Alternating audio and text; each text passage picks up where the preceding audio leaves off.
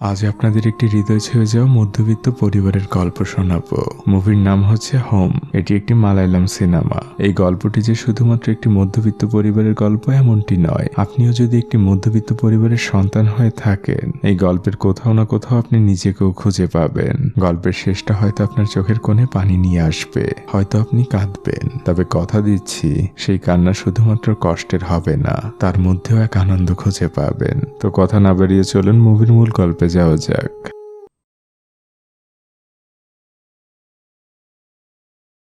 মুভির শুরুতেই আমরা দেখতে পাই একজন ব্যক্তি তার পুরনো বাটন ফোনটিতে চার্জ দেওয়ার চেষ্টা করছিল। এই ভদ্রলোকের নাম অলিভার টুইস্ট। বলতে পারেন এই ব্যক্তি আমাদের মুভির অন্যতম প্রধান চরিত্র। তার একসময় একটি সিডির দোকান ছিল। সেই দোকান দিয়ে সে তার সন্তানদের বড় করেছে। এখন আর তার দোকান দেওয়ার প্রয়োজন হয় না, আর বয়সটাও অনেক বেড়ে গিয়েছে।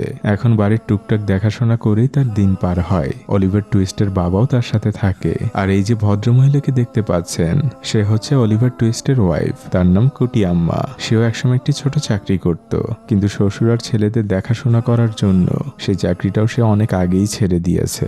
মা কুটি আম্মাকে তার ছোট ছেলে চিৎকার করে ডাকতে থাকে। ছোট ছেলের নাম হচ্ছে চার্লস। সে খুবই অলস প্রকৃতির একটি ছেলে। এতক্ষণ সে তার মাকে ডাকছিল শুধুমাত্র রুমের ফ্যানটা অন করার জন্য।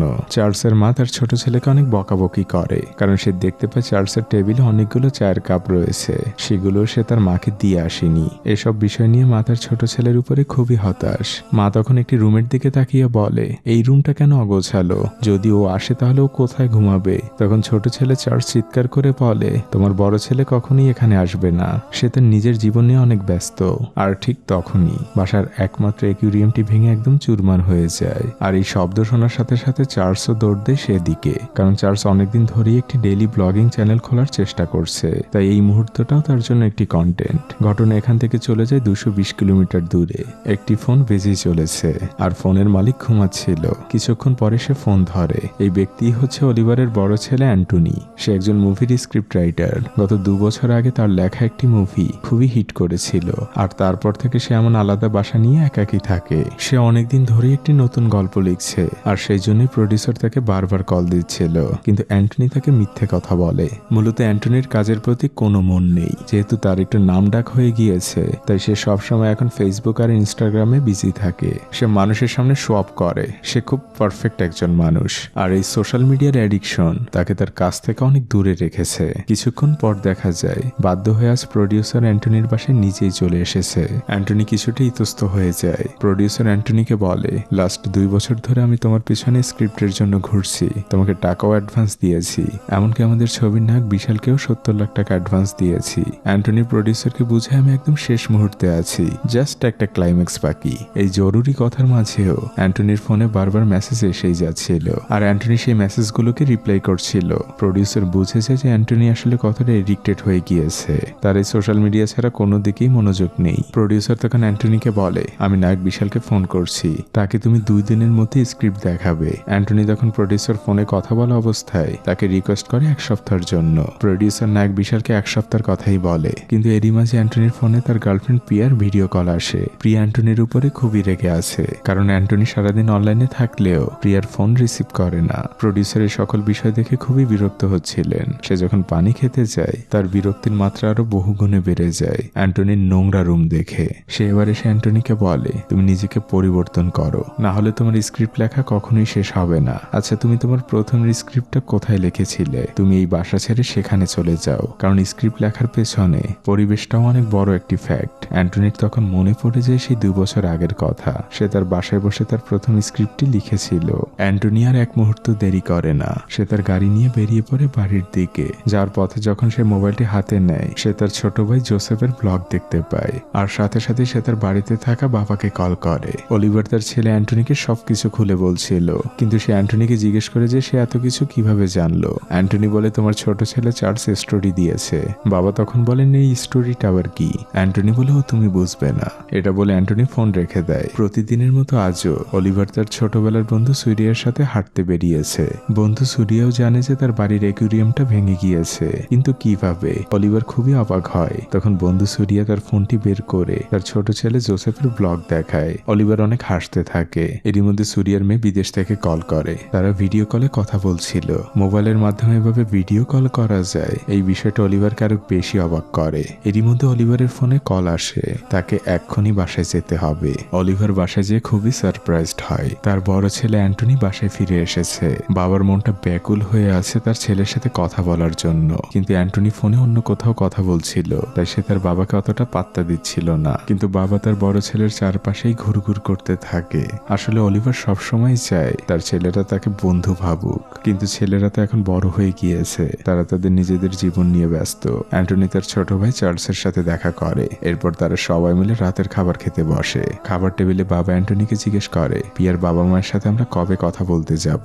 অ্যান্টনি কথা শুনে বিরক্ত হয়। সে বলে, এসব নিয়ে এখন কোনো কথা নয়। আগামী 7 দিন তোমরা আমাকে এসব নিয়ে কিছু বলবেও না এবং আমাকে কোনো ডিস্টার্বও করবে না। এটা বলে অ্যান্টনি সেখান থেকে উঠে চলে যায়। বাবা মা কেউই বুঝতে পারে না যে অ্যান্টনির আসলে কি হয়েছে। তখন ছোট ভাই চার্লস বাবা মাকে বুঝিয়ে বলে, ভাইয়াকে আগামী 7 দিনের মধ্যে তার স্ক্রিপ্টটা লেখা শেষ করতে হবে, তাই ভাইয়া তোমাদের সাথে এভাবে কথা বলেছে। কিন্তু এদিকে দেখা যায় অ্যান্টনির স্ক্রিপ্টের প্রতি কোনো মন নেই। সে এখনো সোশ্যাল মিডিয়ায় ডুবেই আছে। অন্যদিকে সময় কিন্তু থেমে নেই। পরদিন বাবা অলিভার তার ছোট ছেলে জোসেফকে নিয়ে যায় একটি নতুন অ্যাকুয়ারিয়াম কিনতে।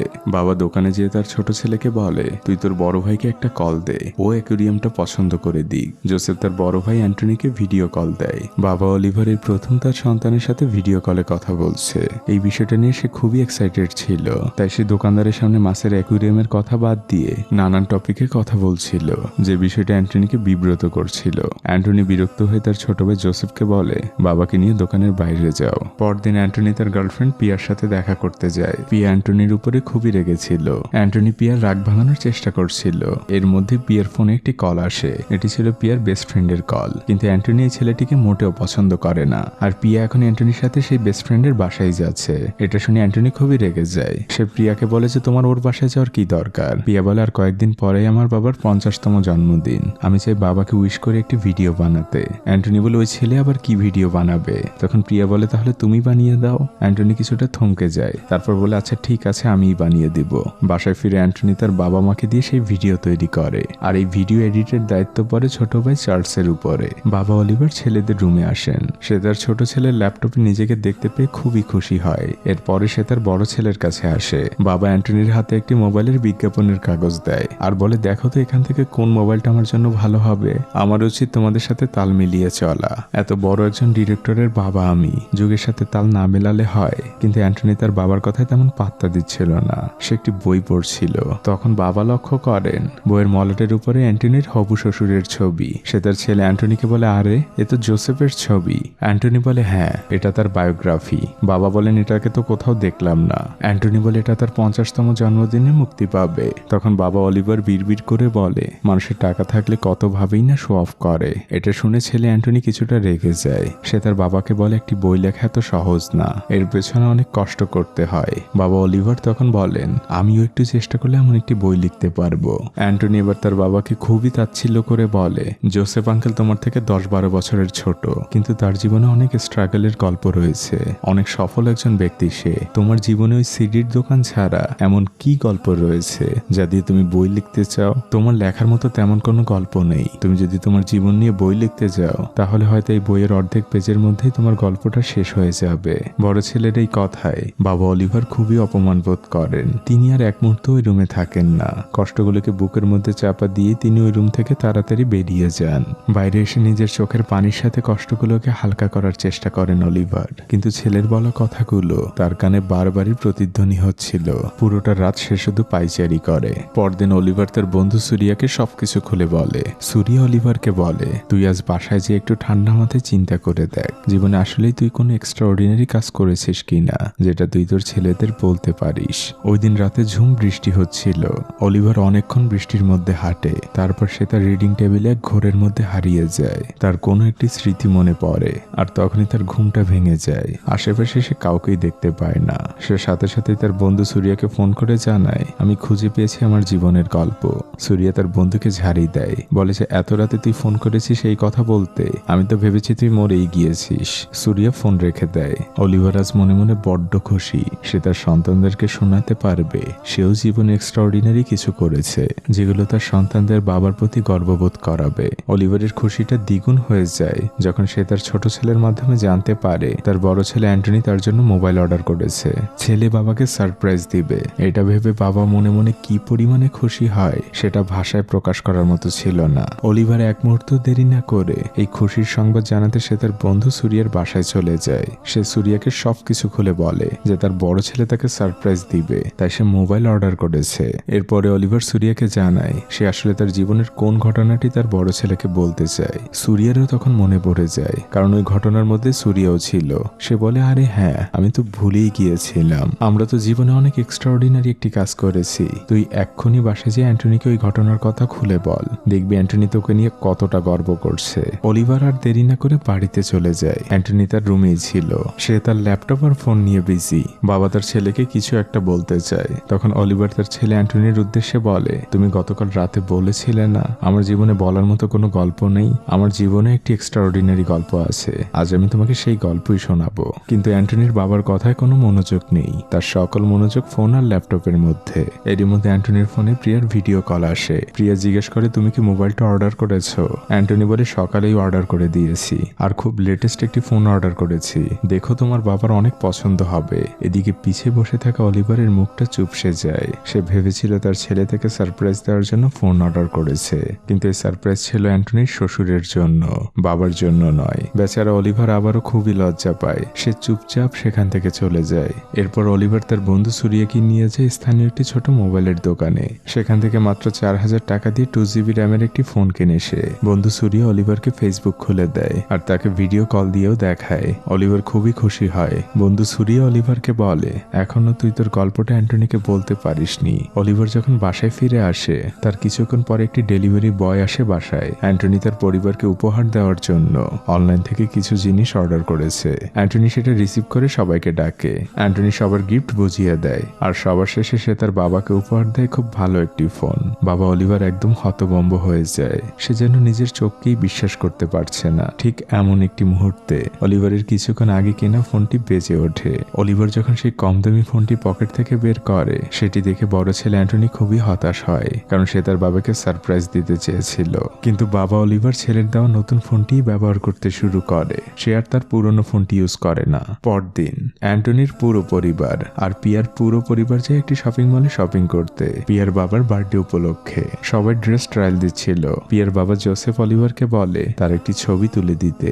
বেচারা অলিভার অনেকক্ষণ ধরে চেষ্টা করছে, কিন্তু সে তো জানে না যে আসলে কিভাবে ছবি তুলতে হয়। তখন অ্যান্টনি তার বাবাকে তাচ্ছিল্য করে বলে, এগুলো তোমার কাজ না, ফোনটা আমার কাছে দাও, আমি ছবি তুলে দিচ্ছি। শপিং এর বাকিটা সময় অ্যান্টনি তার হবু শ্বশুর জোসেফের সাথে অনেক গল্প করে। হবু শ্বশুর আর জামাইয়ের সম্পর্কটা দেখে মনে হচ্ছিল অনেক ভালো বন্ধুত্বের। বিষয়টা বাবা অলিভারও খেয়াল করে, তার নিজের কাছে অনেক ছোট মনে হতে থাকে। সেও তো চায় তার ছেলেরা তার সাথে এভাবেই হেসে কথা বলুক, তাকে বন্ধু ভাবুক।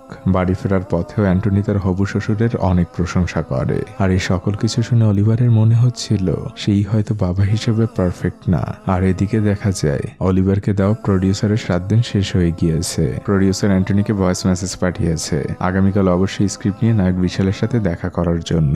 যদিও অ্যান্টনির স্ক্রিপ্ট রেডি ছিল না, তারপরও সে বাড়ি থেকে বের হয়েছে নায়ক বিশালের সাথে দেখা করতে। সে সকাল সকাল বাবা অলিভারকে একটি জায়গায় নিয়ে এসেছে, কিন্তু আজ ছিল রোববার, সবকিছু বন্ধ। তাই বাবা অলিভারের এখানে কোনো কাজ হবে না, তাই সে তার ছেলে অ্যান্টনিকে বলে তার সাথেই অলিভারকে নিয়ে যেতে। অ্যান্টনির হাতেও তেমন সময় ছিল না, তাই সে বাধ্য হয়ে তার বাবাকে নিয়ে শুটিং স্পটে যায়। বাবা অলিভারকে গাড়িতে বসিয়ে রেখে অ্যান্টনি যায় কথা বলতে। অলিভার তার বন্ধু সুরিয়ার সাথে তখন কথা বলছিল। সুরিয়া তাকে বলে, এটাই তোর সুযোগ, নায়ক বিশালের সাথে এর পরে কিন্তু আর দেখা করতে পারবি না। অলিভার একটু কথা বলার সুযোগটা মিস করতে চায় না, আর যেহেতু সে অ্যান্টনির বাবা, তাই তাকে তেমন কেউ বাধা দেয় না। অলিভার নায়ক বিশালের ভ্যানে উঠে যায়, আর এই নায়ক বিশাল ছিল খুব ভালো মনের একজন মানুষ। অলিভার তার নিজের পরিচয় দেয় যে আমি অ্যান্টনির বাবা। নায়ক বিশাল তাকে খুবই সম্মান করে। বিশাল তার আইপ্যাড ইউজ করছিল। অলিভারের বাবার এই বিষয়ে খুব আগ্রহ দেখে বিশাল তাকে বুঝিয়ে বলে যে এটা কি। এরপরে অলিভার বিশালের কাছে ফেসবুক বুঝতে চায় যে এই জিনিসটা কি, এখানে অ্যাকাউন্ট খুলতে কোনো টাকা লাগে কিনা বা কোনো আধার কার্ড প্যান কার্ড লাগে কিনা। বিশাল হাসতে থাকে, বলে যে এসব কিছুই লাগে না। বিশালের আসলে অ্যান্টনির বাবাকে খুবই ভালো লেগেছে। বিশাল নিজেই অলিভারকে একটি ফেসবুক অ্যাকাউন্ট খুলে দেয়। তারা দুজনে ছবি তুলে প্রোফাইল পিকচার দেয়। এরপর অলিভার বিশালকে অ্যান্টনির ছোটবেলার গল্প শোনাতে থাকে, যেটা শুনে বিশাল খুবই মজা পাচ্ছিল আর মন খুলে হাসছিল।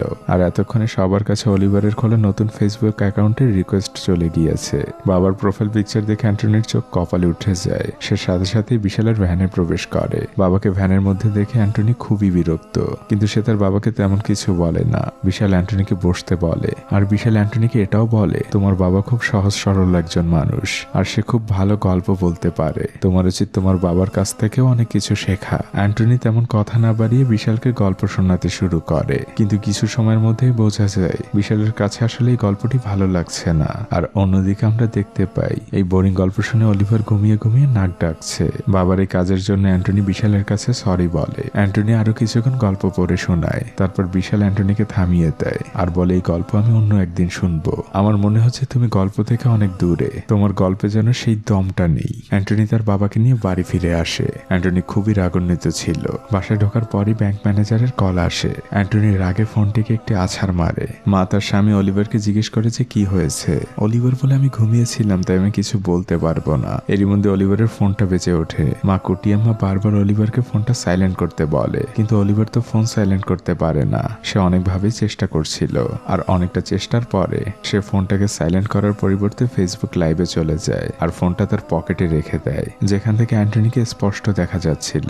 অ্যান্টনি প্রথমে তার বাবাকে অনেক বকাঝকা করে, তারপর বকাঝকা করে প্রডিউসারকে, আর সর্বশেষে গালি দিতে থাকে নায়ক বিশালকে। অন্যদিকে ছোট ছেলে চার্লস বাবার এই লাইভ দেখতে পায়। বড় ভাইয়ের এই লাইভ দেখে চার্লস সাথে সাথে ছুটে আসে ড্রয়িং রুমে। সে তার বাবার বুক পকেট থেকে ফোনটি নিয়ে লাইভটা অফ করে দেয়, কিন্তু ততক্ষণে যা ক্ষতি হবার হয়ে গিয়েছে।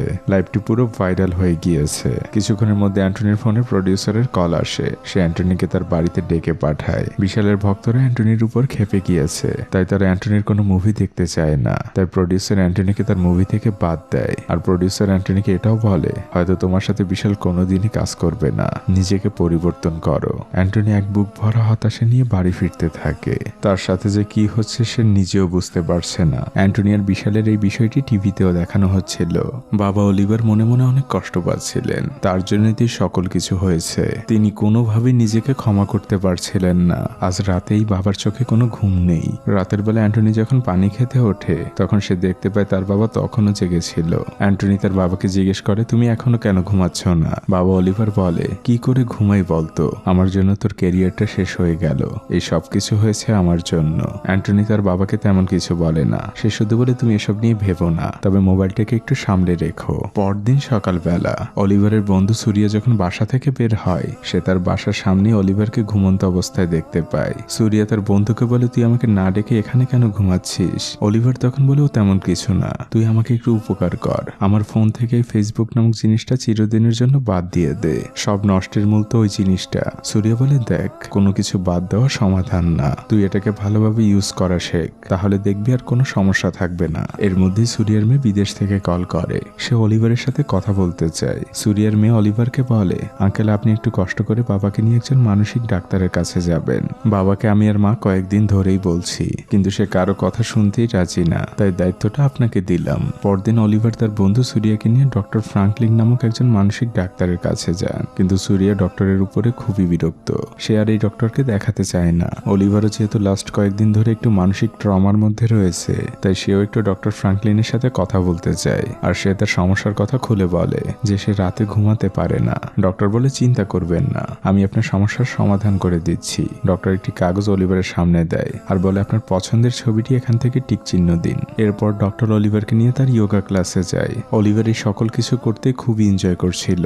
প্রথম ক্লাস শেষে অলিভার মানসিকভাবে অনেকটা হালকা বোধ করছিল, তাই এরপর থেকে সে নিয়মিত ডক্টর ফ্রাঙ্কলিনের সাথে দেখা করে। আর ধীরে ধীরে সে তার মনের সকল কথা ডক্টর ফ্রাঙ্কলিনকে খুলে বলে। ডক্টর একদিন জানতে পারেন অলিভার আসলে মানসিকভাবে নিজেকে অনেক ছোট মনে করে, কারণ সে অন্যদের মতো সোশ্যাল মিডিয়া ইউজ করতে পারে না। তখন ডক্টর একজন মহিলাকে দায়িত্ব দেন অলিভারকে সবকিছু খুব ভালোভাবে শিখিয়ে দেওয়ার জন্য। তখন মহিলাটিও খুব সহজ আর সুন্দরভাবে সোশ্যাল মিডিয়া আর ইন্টারনেটের খুঁটিনাটি খুব ভালোভাবে অলিভারকে বুঝিয়ে দেয়। আর অলিভারও তা খুব ভালোভাবেই বুঝতে পারে। এমনকি সে নিজে নিজেই এখন অনলাইন থেকে ছেলেদের মতো করেই অর্ডার করে। এখন তার নামেও পার্সেল আসে। বাবার এই পরিবর্তন দেখে তার দুই ছেলেই খুবই অবাক হয়। একদিন অ্যান্টনির হবু শ্বশুর জোসেফ জোসেফ রাস্তা দিয়ে আসার সময় অলিভারকে ডক্টরের ইয়োগা ক্লাসে দেখতে পায়। জোসেফ আসলে অ্যান্টনির পরিবারকে দাওয়াত করতে এসেছে। কিছুক্ষণের মধ্যে বাবা অলিভারও বাড়িতে ফিরে আসে। তখন জোসেফ অলিভারের কাছে জিজ্ঞেস করে, আপনাকে ওই মানসিক ডক্টরের ইয়োগা ক্লাসে দেখলাম। অলিভার বলে, আমি তো ওখানে প্রত্যেক দিনই যাই। এটা শুনে অলিভারের পরিবারের সবাই খুবই বিব্রত হয়। জোসেফ অ্যান্টনিকে ডাক দেয়। বাবা অলিভারও তার পিছু পিছু গেলে জোসেফ অলিভারকে সরাসরি বলে, আমি একটু অ্যান্টনির সাথে একাকী কথা বলতে চাই, আপনি আমাদের সাথে না আসলেই খুশি হব।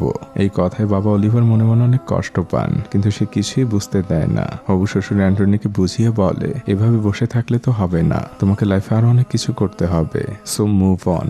এই বিষয়টা দেখে মনে হচ্ছিল বাবার থেকে শ্বশুরের চিন্তা বেশি। বাসায় ঢোকার পর থেকে অ্যান্টনি অনেকক্ষণ ধরেই বিশালের কাছে হোয়াটসঅ্যাপে একটি মেসেজ লেখার চেষ্টা করছে। সে নায়ক বিশালকে সরি বলতে চায়, কিন্তু সে বারবারই মেসেজটা কেটে দিচ্ছিল।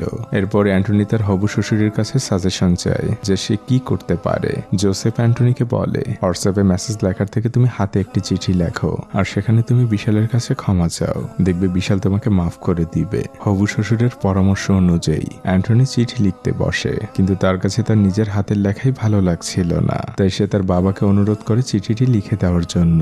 সন্তানের এই অনুরোধে বাবা তো মহা খুশি। সে খুব মনোযোগ দিয়ে চিঠিটি লিখতে বসে, আর চিঠি লেখা শেষে অলিভার অনেকটা সাহস নিয়ে তার ছেলেকে বলে, আমার জীবনে একটি এক্সট্রাঅর্ডিনারি ঘটনা রয়েছে, আমি তোমাকে সেই ঘটনাটা এখন বলবো। অ্যান্টনি তার মোবাইলের মধ্যেই ডুবেছিল, কিন্তু তারপর সে তার বাবাকে বলে, আচ্ছা ঠিক আছে বলো। অলিভার বলতে শুরু করে, সে অনেক বছর আগের কথা, তখন আমার বয়স 10-11 বছর হবে। অলিভার আর কুটিয়ামা খুব ছোট্ট একটি গ্রামে থাকতো। গ্রামটা ছিল লোকালয় থেকে অনেক দূরে। তখন অলিভার আর তার বন্ধু সুরিয়া সব সময় গ্রামের চার্চে থাকতো। ফাদার যখন চার্চে থাকতো না, তখন সকল দায়িত্ব অলিভারই পালন করত। একদিন একজন মহিলা দৌড়াতে দৌড়াতে কোলে তার নবজাতক বাচ্চাকে নিয়ে চার্চে আসে। সে ফাদারকে খুঁজছিল, কিন্তু ফাদার তো তখন কাজের জন্য শহরে গিয়েছেন। মহিলা অনেক কাঁদছিলেন। সে তার বাচ্চাকে বুকে চেপে ধরেই কাঁদতে কাঁদতে ফিরে যাচ্ছিল। তখন আমি দৌড়ে সেই মহিলার কাছে যাই আর জিজ্ঞেস করি তার সমস্যার কথা। মহিলা আমাকে বলে, আমার বাচ্চাটা অনেক অসুস্থ, ও মনে হয় বাঁচবে না। যদি ওকে শহরের বড় হসপিটালে নিয়ে যেতে পারতাম, তাহলে হয়তো ওকে বাঁচানো যেত। অলিভার তখন কোনো কিছু না ভেবেই বলেছিল, আমি নিয়ে যাব আপনাদের শহরের বড় হসপিটালে। অলিভার আর তার বন্ধু সুরিয়া দুজন মিলে ওই মহিলাকে নিয়ে এসেছিল গ্রামের একমাত্র বাস স্ট্যান্ডে। কিন্তু শহরে যাওয়ার বাস আগামীকাল সকালে। ওখানকার লোকজন অলিভারকে বলে, তোমরা কোনো গাড়ি নিয়ে শহরে চলে যাও। তখন সুরিয়া অলিভারকে বলে, এই গ্রামে গাড়ি কোথায় পাবো? তখন অলিভার বলে, আমার আঙ্কেলের তো গাড়ি রয়েছে। সুরিয়া তখন বলে, তোর আঙ্কেলের বাসায় যেতে তো এখান থেকে কয়েক ঘন্টা লেগে যাবে। অলিভারের মাথায় তখন একটি চিন্তা আসে।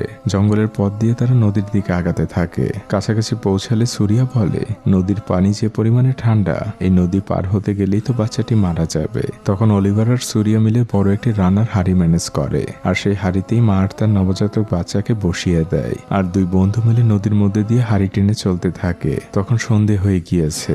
জঙ্গল থেকে জানোয়ারের আওয়াজ ভেসে আসছিল।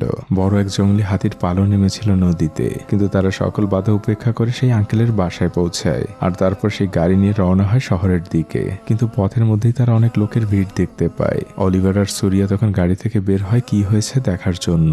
এদিকে দেখা যায় গাড়িটি আস্তে আস্তে পাহাড়ি ঢাল বেয়ে নিচের দিকে যেতে থাকে। অলিভার এটা দেখে দৌড়ে আসে, আর একদম শেষ মুহূর্তে সে গাড়িতে ঢুকে গাড়িটি ব্রেক করে। ওই মহিলার তার সন্তান বেঁচে যায়। এরপরে তার ওই মহিলাকে শহরের হসপিটালে পৌঁছে দিয়েছিল। বেঁচে গিয়েছিল সেই বাচ্চাটি। বাবা অলিভার অ্যান্টনিকে জিজ্ঞেস করে, আমার এই গল্প শুনে তোমার এখন কেমন লাগছে? অ্যান্টনি বলে, তোমার এই বানানো গল্প শুনে কেমনই বা লাগবে, তবে গল্পটা ভালো ছিল। সন্তানের মুখ থেকে এই কথাটা শুনে বাবা অলিভারের মুখটা একদম চুপসে যায়। ছেলে অ্যান্টনি বাবার এই গল্পকে বিশ্বাস করেনি। ওই দিন রাতের বেলা অ্যান্টনি বারবার প্রিয়াকে কল দিচ্ছিল। আজ ছিল পিয়ার সেই বেস্ট ফ্রেন্ডের বার্থডে। পিয়া সেখানে ব্যস্ত।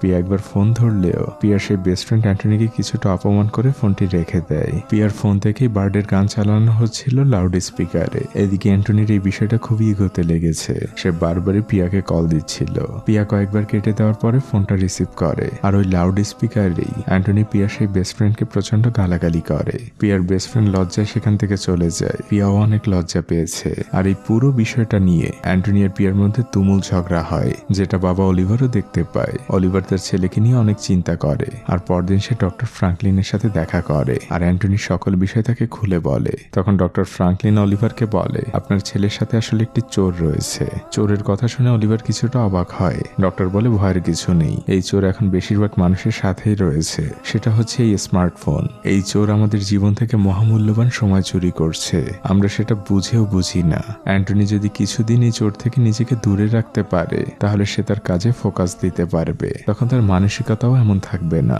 দৃশ্য পরিবর্তন হয়। ওই দিন পিয়ার পুরো পরিবার অ্যান্টনিদের বাসায় এসেছে, সাথে পিয়ার চাচাও ছিল। সবাই মিলে গল্প করছিল। এদিকে অ্যান্টনির ফোনে ব্যাংক ম্যানেজার বারবার কল দিয়ে যাচ্ছিল, কিন্তু অ্যান্টনি ইচ্ছে করেই ফোনটা ধরছিল না, যেটা পিয়ার চাচার চোখে ধরা পড়ে। সে অ্যান্টনিকে ফোনটা ধরতে বলে। অ্যান্টনি তখন বলে আমাকে দিয়ে একটি ইন্স্যুরেন্স করানোর জন্য বারবার ডিস্টার্ব করছে। আর পরের দৃশ্যেই দেখা যায় ব্যাংক ম্যানেজার তার একজন সহকারী নিয়ে অ্যান্টনির বাসায় সরাসরি চলে এসেছে। অ্যান্টনি বের হয়ে তাদেরকে একটু সাইডে নিয়ে যায় আর তাদেরকে বুঝিয়ে শুনিয়ে পাঠিয়ে দেয়। কিন্তু অ্যান্টনি যখন বাইরে থেকে আবারও ফিরে আসে তখন অ্যান্টনির বাবা অলিভার বলে ওঠে, যাক বাবা, বাঁচা গেল। আমি ব্যাংক ম্যানেজারকে দেখে ভেবেছিলাম ওরা সিএমএর জন্য অনেক ঝামেলা করবে, কিন্তু ওরা সহজেই মেনে গেল।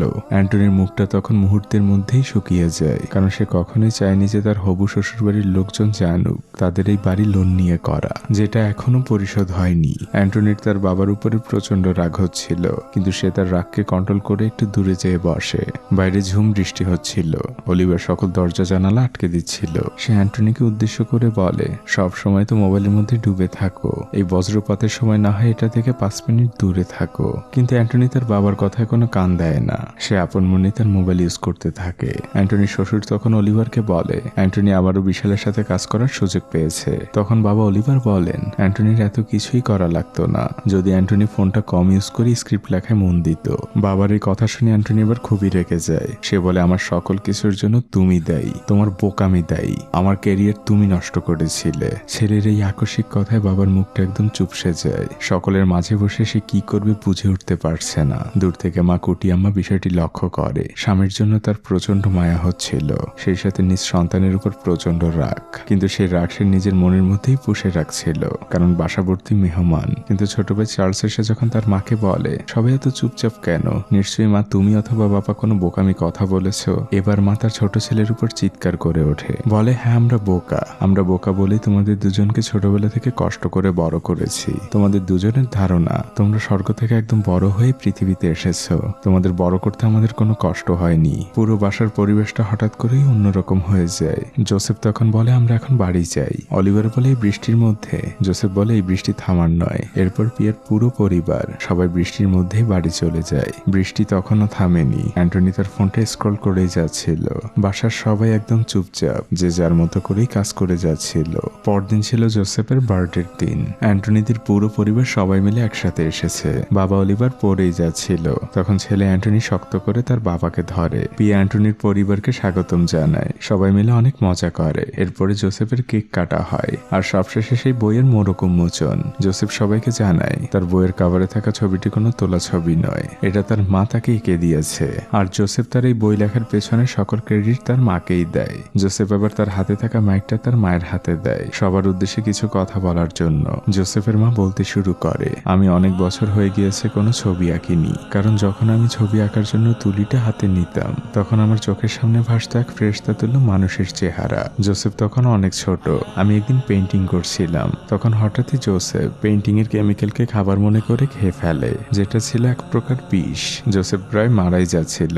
আমি একটু সাহায্যের জন্য চার্চে যাই, কিন্তু কেউ কোনো সাহায্যে এগিয়ে আসে না। সন্তানের মৃত্যু নিজের চোখের সামনে দেখতে পারবো না বলে ভেবেছিলাম জোসেফকে নিয়ে পাহাড় থেকে ঝাঁপ দিব, আর তখনই সেই ফেরেশতা তুল্য মানুষটি আমার চোখের সামনে আসে। এই কথাগুলো শুনে অলিভারের চোখগুলো বড় হয়ে যায়, সেই সাথে ছেলে অ্যান্টনির চোখও বড় হয়ে যায়, কারণ অ্যান্টনি তো এই গল্প তার বাবার কাছ থেকে শুনেছে।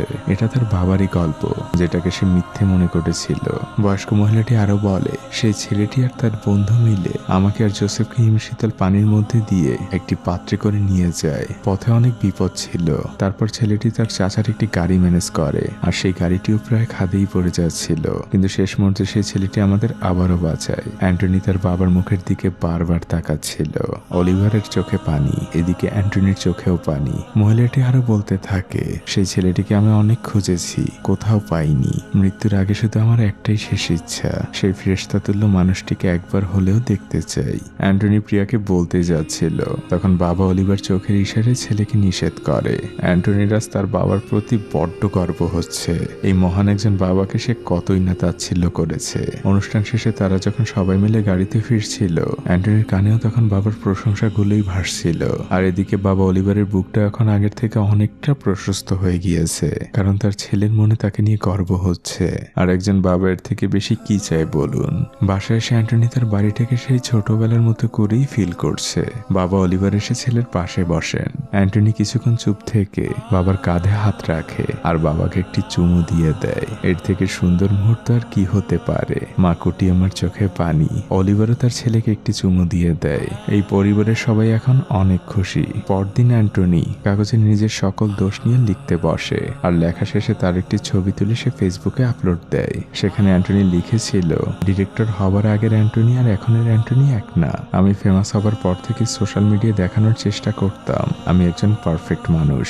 আসলে এটা মিথ্যা। আমি আসলে কোনো পারফেক্ট মানুষ না, আর কোনো মানুষই কখনো পারফেক্ট হতেও পারে না। সোশ্যাল মিডিয়া আমরা যেটা দেখাই তার বেশিরভাগই মিথ্যা থাকে। আমি এতদিন সবসময় ভীত থাকতাম এটা ভেবে যে মানুষ আমাকে নিয়ে কি ভাবছে।